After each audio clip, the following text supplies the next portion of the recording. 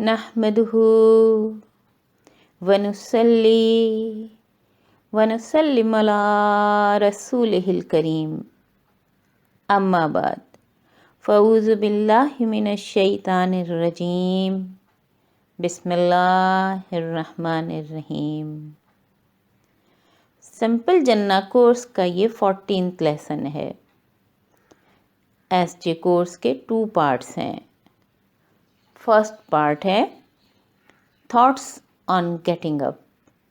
یعنی صبح سو کر اٹھتے ہی یہ خیالات کیسے ہونے چاہیے، اور سیکنڈ پارٹ ہے تھنگس ٹو ڈو ڈیلی۔ اس پارٹ میں بتایا جائے گا کہ دن بھر ہمیں کون سے اعمال کرنے چاہیے جو ہمیں جنت کا مستحق بنا سکیں۔ ابھی تک ہم نے پارٹ 1 میں شامل شکرانے کے 2 جملے شکر کے جذبے کے ساتھ اور 11 قرآنی آیات مبارکہ کا مطالعہ کیا ہے۔ آج انشاءاللہ ہم پارٹ 1 کی آخری 3 آیات پر بات کریں گے۔ قرآن پاک میں ایک مقام پر اللہ سبحانہ و تعالی مومنوں کو مخاطب فرما رہے ہیں کہ ان کا مومنوں پر بہت بڑا احسان ہے کہ ان کے درمیان انہی میں سے ایک رسول کو بھیجا ہے جو ان کے سامنے اللہ سبحانہ و تعالیٰ کی آیتوں کی تلاوت کریں، انہیں پاک کریں اور انہیں کتاب و حکمت کی تعلیم دیں۔ یعنی بہت بڑا احسان جو اللہ سبحانہ و تعالیٰ کا ہم پر ہے وہ یہ ہے کہ رسول اللہ صلی اللہ علیہ وآلہ وسلم ہم کو ملے، اور آپ صلی اللہ علیہ وآلہ وسلم کی وجہ سے ہم کو ایمان ملا، قرآن ملا، رحمان ملا۔ اللہ سبحانہ و تعالی ہم سے ان کا تعارف سورہ احزاب میں اس طرح سے کروا رہے ہیں، اور یہ ہمارے کورس کی 12ویں آیت ہے۔ لَقَدْ كَانَ لَكُمْ فِي رَسُولِ اللَّهِ أُسْوَةٌ حَسَنَةٌ لِمَنْ كَانَ يَرْجُو اللَّهَ وَالْيَوْمَ الْآخِرَ وَذَكَرَ اللَّهَ كَثِيرًا۔ بے شک تمہارے لیے رسول اللہ صلی اللہ علیہ وآلہ وسلم کی ذات میں بہترین نمونہ ہے، ہر اس شخص کے لیے جو اللہ سبحانہ و تعالیٰ سے ملنے کی اور آخرت کے دن کی توقع رکھتا ہے اور کثرت سے اللہ سبحانہ و تعالیٰ کو یاد کرتا ہے۔ ہر انسان اپنی زندگی میں کسی نہ کسی شخصیت سے مرعوب ہوتا ہے اور اس کو اپنا آئیڈیل بناتا ہے۔ کوئی اپنے والدین یا ٹیچر کو، تو کوئی اپنے پسندیدہ کھلاڑی یا کسی فلم اسٹار کو، کسی سیاستداں کو اپنا آئیڈیل بناتا ہے، یا پھر اس شخص کو آئیڈیل بناتا ہے جسے زندگی میں وہ خود کامیاب سمجھتا ہے، چاہے کاروبار کے حوالے سے یا دولت کے پیمانے پر، یا پھر وہ شہرت میں آگے ہو، اور پھر انسان اس کے جیسا بننے کی اور نظر آنے کی کوشش کرتا ہے، اپنے آئیڈیل کی وضاحت، انداز بیاں اور طرز عمل کو اپنانے کی کوشش کرتا ہے۔ اللہ سبحانہ و تعالیٰ اس آیت مبارکہ میں بتا رہے ہیں کہ اگر کسی کو ایمولیٹ کرنا ہی چاہتے ہو تو کائنات کی سب سے بہترین ہستی کو کرو، وہ ہمارے محبوب ہیں، تم ان کے بارے میں جانو تاکہ ان کے جیسے بن سکو۔ اکثر لوگ اس آیت مبارکہ کا پہلا حصہ میلاد کی محفلوں میں یا ٹی وی پروگرامز میں بیان کرتے نظر آتے ہیں، اور بیشتر کتابوں میں بھی جب رسول اللہ صلی اللہ علیہ وآلہ وسلم کے کردار کو امیٹیٹ کرنے کی بات ہوتی ہے تو صرف پہلا حصہ ہی بیان کیا جاتا ہے، لَقَدْ كَانَ لَكُمْ فِي رَسُولِ اللَّهِ أُسْوَةٌ حَسَنَةٌ، اور صرف اتنا ہی حصہ بیان کر کے اور سننے والے سن کر خوش ہو جاتے ہیں کہ رسول اللہ صلی اللہ علیہ وآلہ وسلم بہت اچھے انسان تھے، مگر سب کرتے وہی رہتے ہیں جو دل چاہتا ہے، جو نفس تلقین کرتا ہے، ان کے اسوہ مبارکہ کو اپنانے کی کوشش نہیں کرتے۔ ایسا کیوں ہے کہ انسان اللہ سبحانہ و تعالیٰ کے محبوب کے کردار کو اپناتا کیوں نہیں ہے؟ اس کی نشاندہی بھی اسی آیت کے اگلے حصے میں موجود ہے۔ جس کو اکثر لوگ بھولے رہتے ہیں اور اس کے آئینے میں اپنا جائزہ نہیں لیتے۔ فرمایا رسول اللہ صلی اللہ علیہ وآلہ وسلم کی اسوہ صرف ان لوگوں کے لیے بہترین نمونہ ہے جو لمن کان یرجو اللہ والیوم الآخرہ، کہ وہ جو اللہ سبحانہ و تعالیٰ سے ملنا چاہتے ہیں، جو ان کے سامنے حاضر ہونے کی تیاری کر رہے ہیں، جو ان کے بتائے ہوئے سیدھے راستے پر چلنے کی کوشش کر رہے ہیں۔ رسول اللہ صلی اللہ علیہ وآلہ وسلم کی اسوہ ان کے لیے مثال ہے جن کی منزل صرف اللہ سبحانہ و تعالیٰ کی رضامندی حاصل کرنا ہے، ان کو خوش کرنا، ان کو پانا ہے۔ اور دوسرا یہ کہ وہ آخرت کو نظر میں رکھ کر عمل کر رہا ہے، جو آخرت کو دنیا کے مقابلے میں مقدم رکھتا ہے اور جنت کا طلبگار ہے۔ وَذَكَرَ اللَّهَ كَثِيرًا، اور اللہ سبحانہ و تعالیٰ کی یاد ہمیشہ اس کے دل میں اور ذہن میں ہوتی ہے، یعنی اٹھتے بیٹھتے لیٹتے اللہ سبحانہ و تعالیٰ ہر لمحہ اس کے ذہن میں ہوتے ہیں، اور اسی وجہ سے اس کے اعمال من چاہے نہیں رب چاہے ہوتے ہیں۔ جب ہم اس آیت کے دوسرے حصے کو ذہن میں رکھیں گے اور اس کے مطابق عمل کریں گے،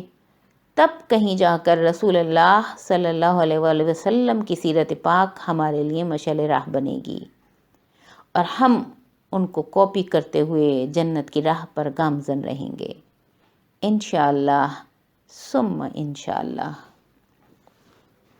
آگے چل کر ہم اس کورس میں رسول اللہ صلی اللہ علیہ وآلہ وسلم کے سیرت و کردار پر بات کریں گے،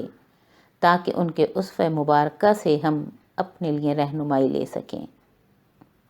اب ہم آتے ہیں رسول اللہ صلی اللہ علیہ وآلہ وسلم کے حوالے سے دوسری اور اپنے کورس کی 13ویں آیت پر۔ فرماتے ہیں اللہ سبحانہ و تعالیٰ، ان اللہ و ملائکتہ یصلون علی النبی یا ایہا الذین آمنوا صلوا علیہ وسلموا تسلیما۔ بے شک اللہ سبحانہ و تعالیٰ اور ان کے فرشتے نبی صلی اللہ علیہ وآلہ وسلم پر رحمت بھیجتے ہیں، اے مومنو تم بھی ان پر درود اور سلام بھیجتے رہا کرو۔ اللہ سبحانہ و تعالیٰ نماز، روزہ، زکوٰۃ، حج نہیں کرتے۔ یہ وہ واحد عمل ہے جو اللہ سبحانہ و تعالیٰ بھی کرتے ہیں اور ان کے فرشتے بھی کرتے ہیں اور ہم کو بھی کرنے کا حکم دیتے ہیں۔ رسول اللہ صلی اللہ علیہ وآلہ وسلم کے اتنے احسانات ہیں ہم لوگوں پر کہ ہم ان کا شکریہ تو ادا کر ہی نہیں سکتے۔ ان پر یہ درود شریف بھیجنا شکر کے جذبے کے ساتھ ایک چھوٹا سا نذرانہ ہے ان کی خدمت میں۔ ایک غلط فہمی ہے کہ لوگ اکثر کہتے ہیں کہ ان کو ہمارے درود بھیجنے کی ضرورت کیوں ہے۔ انشاءاللہ اس کورس میں آگے چل کر ہم اس غلط فہمی کو بھی دور کریں گے۔ اس کے بعد ہم رسول اللہ صلی اللہ علیہ وآلہ وسلم کے حوالے سے تیسری اور پارٹ 1 کی 14ویں اور آخری آیت کا مطالعہ کرتے ہیں۔ سورہ آل عمران کی 31ویں آیت میں اللہ سبحانہ و تعالیٰ ہمیں اپنی محبت کا اور گناہوں کو معاف کرنے کا وعدہ فرما رہے ہیں۔ فرماتے ہیں، قل ان کنتم تحبون اللہ فاتبعونی یحببکم اللہ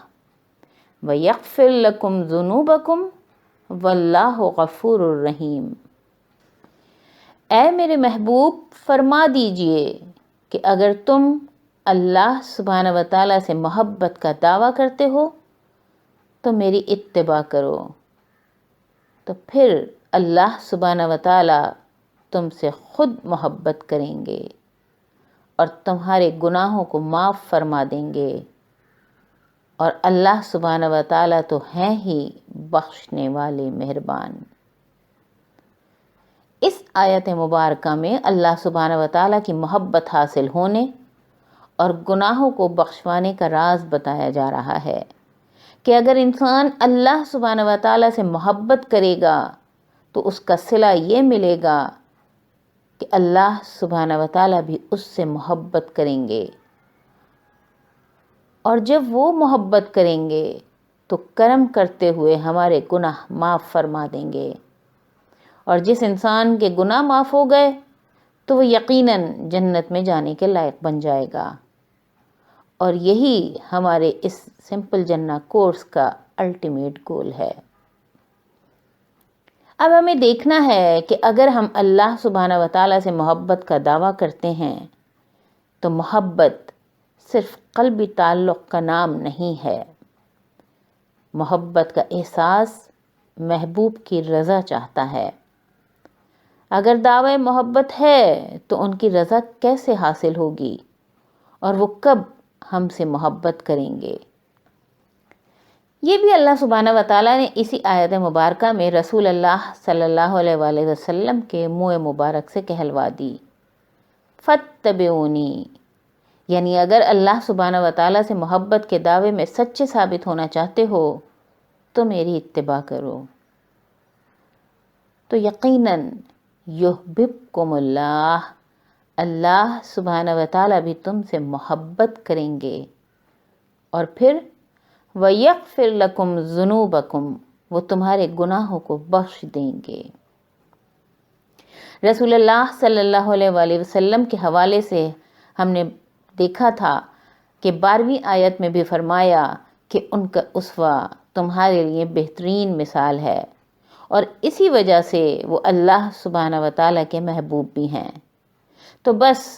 ان کا دامن پکڑ لینے سے ہمارا کام بھی بن جائے گا، یعنی ان کو ایمولیٹ کرنے کا اثر ہمارے اعمال میں نظر آئے گا، اور ان اچھے اعمال کی وجہ سے